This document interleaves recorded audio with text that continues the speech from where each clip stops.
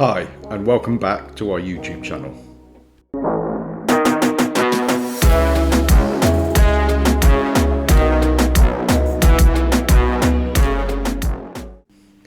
Hi everybody, and thanks for tuning in once again to another feature and view from IFA Dash. And today we're going to talk about our opinion on how you make your business more efficient. Now, we all know that running any business is often hard work, time consuming, and potentially very costly. And I personally can't think of any successful business that hasn't been through difficult times at some stage in their growth plan. But I find that all successful businesses generally have one thing in common that expedites their growth and their profitability, and that's called efficiency. So I'm going to talk about what does that really mean, what does it stand for, and what does it look like, and how do you apply that in financial services businesses.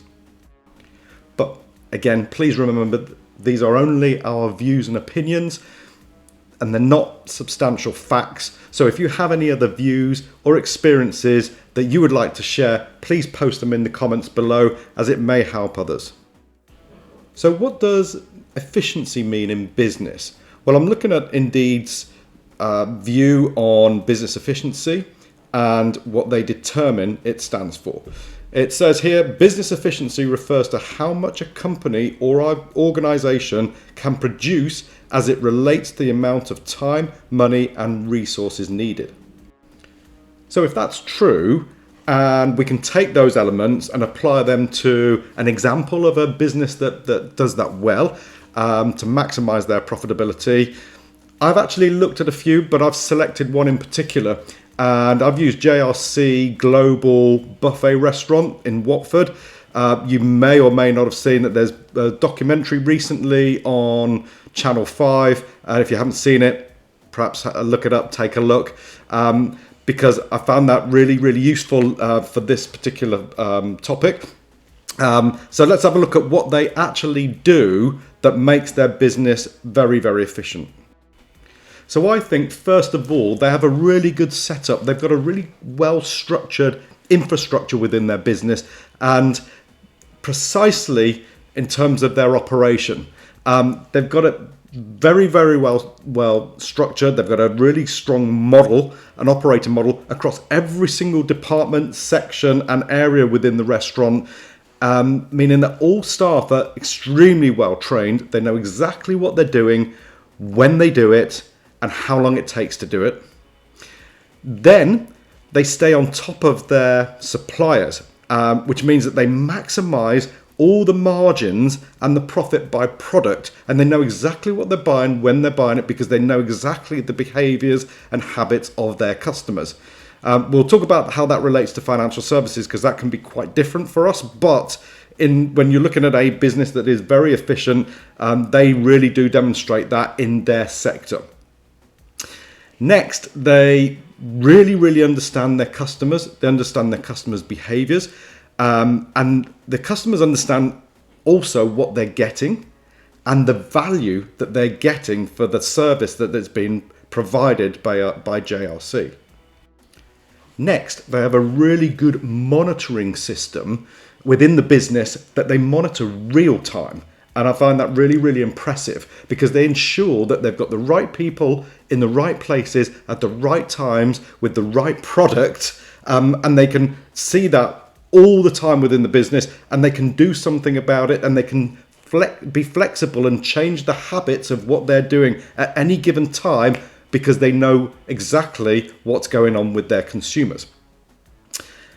The next thing is they use their service, their information, we can call it management information, the quality of the product they use, and the value of the service that they provide to really build on new business and also continue to offer repeat business. And a big part of that industry is really reliant on not just new business, but repeat business. And it's very much the same with financial services. We're very reliant on referral and repeat business. JLC do that really well in terms of understanding habits and behaviors, but they actually use their service as part of their product, which for a restaurant chain, usually you believe that the food would be the primary product, but they use it well. They use the service element really, really well to create repeat business.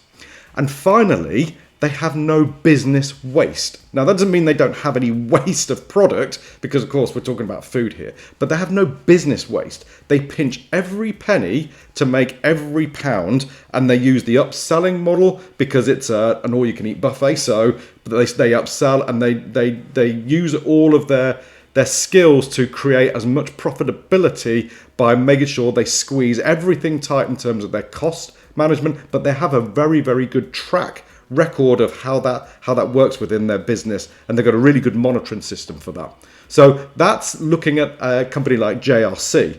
So let's relate this to financial services businesses and the things that you can do to make your business more efficient. So these are the 7 areas that I used when I was running an IFA practice to maximize the efficiencies within our business, and alongside that, the profitabilities that I would like to share with you to see if you can get some value out of these. So the first thing I would say is it's really important to set up a robust and methodical operating model, ensuring that flows throughout the whole business, from the minute that you talk to a client to the processing of a client, and all the way through to the continual management of that client. But what's really, really important is that you write it down and you ensure that everybody within the business lives and breathes that on a daily basis. It's really important that every member of staff knows exactly what they're doing, when they're doing it, why they're doing it, and how long it should take to do that. And if that's done on a daily basis, there's no confusion, and it makes a really good flowing model. It's really, really important. The second thing is look at opportunities. So use the upselling model to gain referrals. It's the cheapest form of marketing within your business because you can use your own clients. And some people use gizmos or gadgets during a review meeting they'll put on the side that will remind them at the end of the meeting to ask for the referral, because I know that I've been guilty of that in the past, of having review meetings with a lot of clients and just not asking for the referral at the end. They would be more than happy to promote you if they see good service. The next thing is productivity. It is really, really important that you have the right resource in the right place doing the right things, and that includes your staff. Make sure they're extremely well trained, not only in the job that they do, but also in smaller practices. It is really important to ensure they have a handle on what other jobs that other people do, because from time to time you're going to have sicknesses, you're going to have people that need to do multiple jobs to squeeze your cost margins, to make sure that people can do more things within the business. But again, it needs to be really, really well structured and follow the operating model. And it's really important that you remember that. The fourth thing is flexibility. The business that we are in needs to be flexible. Don't forget, we sometimes have a rush of new business, and sometimes we'll have a flat period of new business, and it all depends on the timing of the client's needs. We don't have this every week repeat business where somebody's booking appointments because it's at the top of their priority list to deal with their investments, their pensions, or any of their financial needs. Really, it sometimes is an area where somebody will refer to you, and those could come in waves, and you'll get certainly quiet periods throughout the year. But you need to be able to be flexible with not only your staffing level, but also be flexible with your marketing strategies, etc. So you need to understand a bit of the behaviors and habits of your client patterns, but that's going to be quite difficult. So you just need to make sure that your model stays strict, but it's also bendy and a little bit flexible. So the fifth thing is margins and controls.